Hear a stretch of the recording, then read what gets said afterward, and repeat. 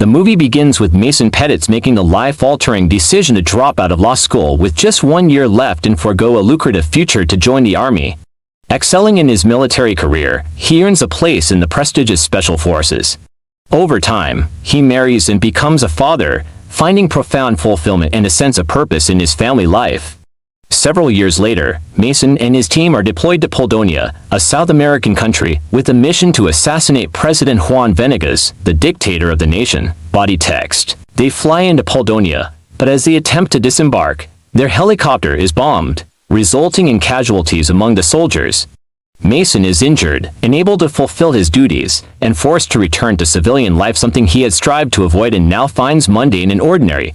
In his new routine, Mason drops off his daughter at school and encourages her to stand up to a boy who bothers her. He then heads to his law office, where he meets a client and takes on a trivial case that fails to challenge him. Shortly after, Mason is surprised by Sebastian Earle, an old teammate from the Army. They catch up briefly, and Sebastian invites Mason to visit his high-tech contract defense company.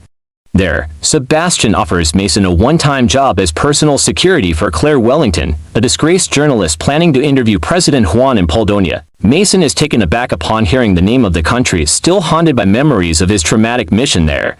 He vehemently refuses, citing concerns for his wife and child. However, Sebastian persists, seeming to have solutions for every objection Mason raises. After persistent persuasion, Sebastian finally tempts Mason with a $20,000 offer and appeals to him as a personal favor.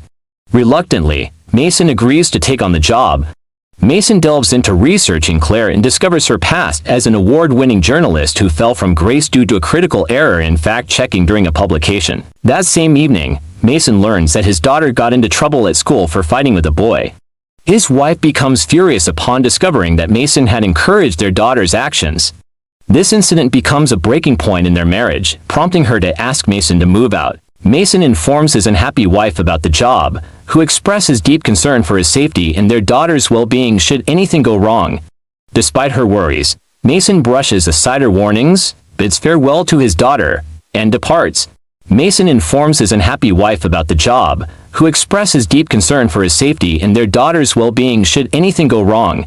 Despite her worries, Mason brushes aside her warnings, bids farewell to his daughter, and departs.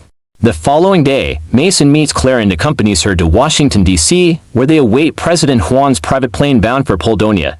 Upon arrival in Poldonia, they are greeted by the president himself at the airport. During their extended journey through the countryside, the president openly flirts with Claire, teasing Mason along the way. As they traverse the picturesque Poldonian countryside, they suddenly come under attack by guerrilla warriors, resulting in explosions that engulf 2 of the 3 presidential vehicles. With their driver wounded, Mason swiftly takes the wheel and crashes the car into the assailants. Stepping out, he orders Claire and the president to stay put as he confronts the attackers in a fierce firefight. Mason successfully eliminates all the soldiers, earning praise from the president who lauds him as a hero. Surveying the scene, the president discovers evidence in the attackers' vehicles indicating that this was not a random ambush but a planned coup. Therefore, Mason makes the difficult decision to leave the president behind in order to ensure Claire's safety. However, Claire vehemently resists, arguing that being amidst a coup with an active president is a once-in-a-lifetime story that she must document firsthand. Mason sternly warns her that unless she comes with him, she'd be on her own. Reluctantly, Claire agrees to follow Mason as he leads her through the dense Amazonian jungle. To Mason's dismay, the president manages to catch up with them while they take a brief rest in the jungle. Mason urgently contacts Sebastian using his satellite phone, requesting assistance. Simultaneously, the president contacts his nephew Jorge, and from their conversation, Mason suspects George's involvement in orchestrating the coup. Mason and Claire leave President Jorge behind once more, continuing their trek through the jungle. After a few minutes, they receive a call from a man claiming to be part of Sebastian's crew, arranging a rendezvous point for an airlift. Mason feels relieved by the prospect of rescue, but Claire is despondent, realizing she has lost the chance to salvage her career. She confesses to Mason, much to his discomfort, that it was actually the president who sought her out for the interview, not the other way around. Before Mason can fully process this revelation, they discover that the approaching individuals are rebels, not Sebastian's rescue team, and so, they sprint non-stop through the dense forest, dodging countless shots and explosions aimed their way. Somehow managing to evade their pursuers, they keep running until exhaustion forces them to pause for a brief rest. Their respite is short-lived as they spot a rebel helicopter dropping off more soldiers nearby, prompting them to resume their desperate flight. Tragically, Mason and Claire become separated in the chaos, with rebels closing in on Claire's position. Just as one rebel is about to capture her, Mason ambushes him from behind, swiftly eliminating the threat. Another rebel confronts them, demanding to know the president's whereabouts at gunpoint, only for President Juan to emerge suddenly and fatally shoot the rebel from behind. Despite his animosity towards the president, Mason acknowledges his timely intervention with reluctant gratitude and thanks him for his assistance in their dire situation. Meanwhile, Jorge is observed at the site of the helicopter crash, discussing the botched assassination attempt with mercenary leader Jan Cohorst. Cohorst expresses dissatisfaction with Georgia's operatives, noting that their clients demand President Juan's removal to safeguard economic and financial interests. In the jungle, President Juan, Mason, and Claire trek through the dense terrain, searching for a way forward. In the distance, they spot a small village. President Juan is visibly relieved and proclaims that they have arrived at his hometown. They enter the village, where the villagers warmly welcome President Juan with open arms. He introduces Mason and Claire to the village leader, an old friend, who warns them about the dangers of traveling through the jungle at night. The leader arranges for them to stay the night with the locals, who show exceptional hospitality. Mason, Claire, and President Juan freshen up, change into clean clothes, and take some much-needed rest. As they settle in, President Juan suggests conducting the interview, and the villagers eagerly gather around, excited to be part of the occasion. The interview begins with Mason recording as Claire questions President Juan about the attempted coup. He provides a detailed explanation, asserting that the coup was orchestrated and financed by large multinational corporations from wealthy nations seeking to exploit Poldonia's natural resources, particularly its oil and valuable minerals. He pledges a commitment to prioritizing the well-being of Poldonia's people in all future endeavors. President Juan's words resonate warmly with the crowd, who respond with enthusiastic support. They celebrate into the night with a spontaneous party to express their gratitude. Later that evening, as Mason prepares to retire for the night, Claire approaches him romantically. However, Mason gently turns her down, confessing that he still holds love and loyalty towards his wife. The next morning, as they prepare to depart from the small village, President Juan asks Mason why he was selected out of all people and places to accompany them on this mission.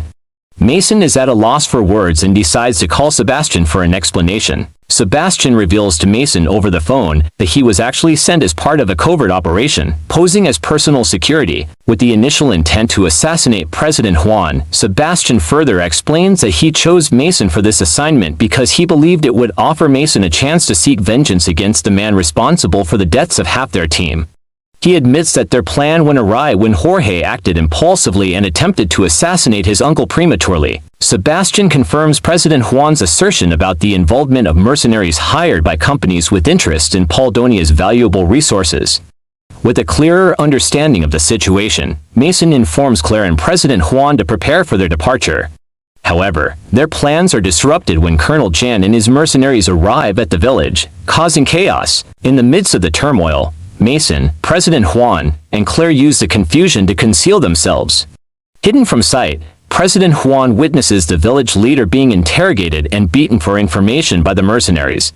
Moved by the leader's plight, President Juan reveals himself to the mercenaries, risking his own safety to protect the villagers. As the mercenaries open fire, Mason rushes in on horseback to rescue President Juan, with Claire following closely behind.